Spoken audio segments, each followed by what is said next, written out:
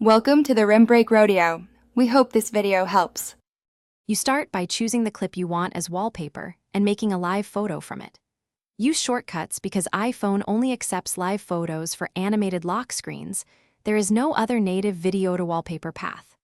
Once done, run a shortcut that converts a trimmed video to a live photo, grant photos permission, and save the result to your library.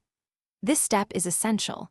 Without a live photo file, the phone can't animate the lock screen. Make sure the clip is trimmed to the desired 3:15 seconds. Now you execute the conversion.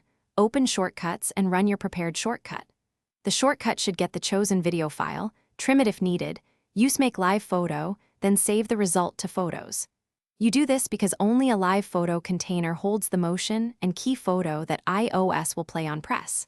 Once the shortcut finishes, confirm the live photo in Photos Live Photos album and scrub it to ensure the motion and key frame look correct. If not, re-edit and rerun the shortcut. Finish by applying the live photo to the lock screen. In Photos, open the live photo, tap Share and choose Use as Wallpaper, then set it for the lock screen. When positioning, make sure perspective zoom is off if you want exact framing, and confirm live photo animation is enabled.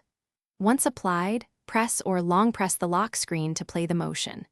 If it doesn't animate, make sure the file is a live photo, not a still, and try resaving via shortcuts or using haptic touch instead of a light press. Thanks for watching. Consider subscribing if we helped you.